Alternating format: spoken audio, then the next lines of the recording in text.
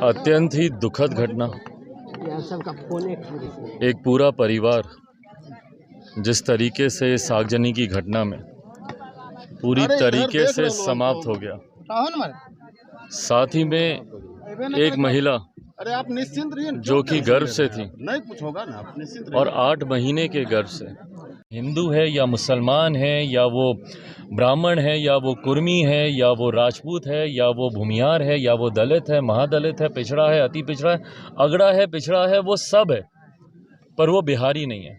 अगर एक दृष्टि से प्रदेश के हर एक व्यक्ति को देखा जाए, एक दृष्टि से अगर 14 करोड़ बिहारियों की चिंता की जाए तो संभवतः आज बिहार एक विकसित राज्य होता, एक बेहतर जगह होती बिहार।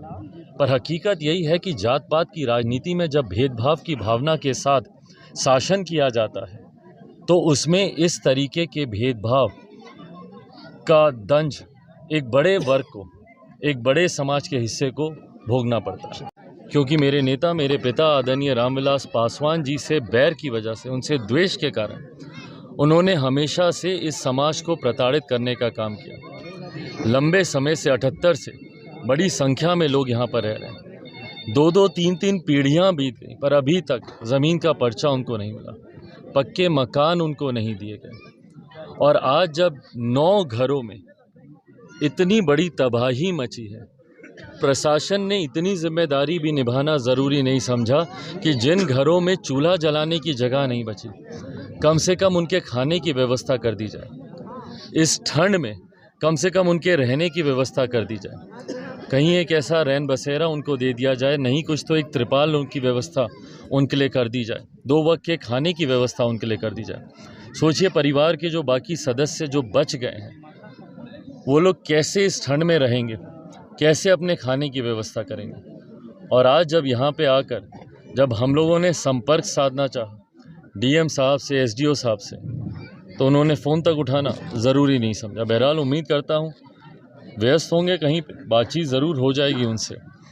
पर जिस तरीके से प्रशासन का उदासीन रवैया ऐसी घटनाओं के बाद देखने को मिलता है, इनके घर का खाने कमाने वाला एक सदस्य गया, क्या ये सरकार की जिम्मेदारी नहीं बनती है कि सरकार इनकी उचित व्यवस्था करे, इनके पुनर्वास की व्यवस्था करके इनको दे। आप लोगों ने जो एक मुआवजा होता है उसको औपचारिकता के तौर पर देकर अपना पल्ला झाड़ लिया।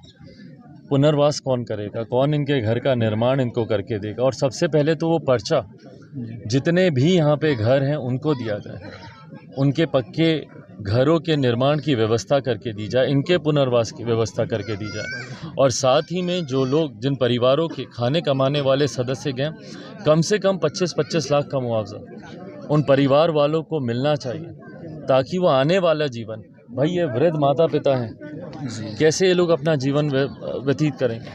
तो कम से कम ये व्यवस्था की जिम्मेदारी सरकार को लेनी चाहिए, प्रशासन को लेनी चाहिए। यहाँ से जाकर लिखित रूप में भी मुख्यमंत्री नीतीश कुमार जी को हम लोग लिखित रूप में भी उनसे मैं आग्रह करूंगा कि इस परिवार की वो चिंता करें, 9 घर जो उजड़े हैं उनकी चिंता करें, और ये तमाम मांगे जो उनके समक्ष रखी गई है, इनके पुनर्वास की पर्चा मिले, तमाम घर पक्के किए जाएं। जब तक नहीं होता तब तक इनके रहने खाने की व्यवस्था की जाए और 25 लाख रुपए का मुआवजा इन लोगों को दिया जाए। ये तमाम बातें प्रशासन के सामने और लिखित रूप में मुख्यमंत्री जी के सामने भी रखी जाएंगी।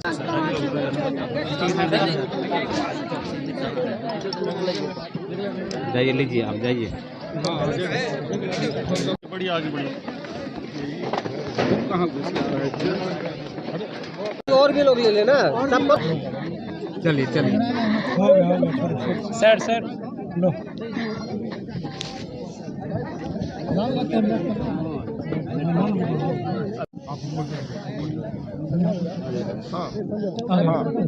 हाँ पकड़े हुए। ना ठीक है भैया, ठीक है। हम बात करते हैं, लेटर भी हम लिख के भेजेंगे, कम से कम पुनर्वास का करवा दीजिए और इतना इंतजाम करवा दीजिए खाने वाने का, चूल्हा वूल्हा जलाने के लोगों की जगह नहीं। सरकार जब तक कर रही है ठीक है, नहीं तो आप लोग भी थोड़ा सा लग के ना खाने वाने की कम से कम इन लोगों को व्यवस्था करवा दीजिए।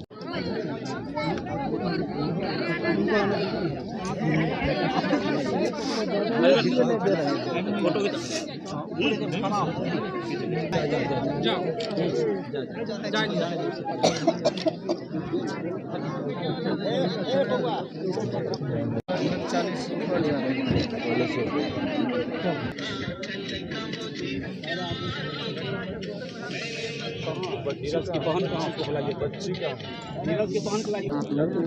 अब कौन है नहीं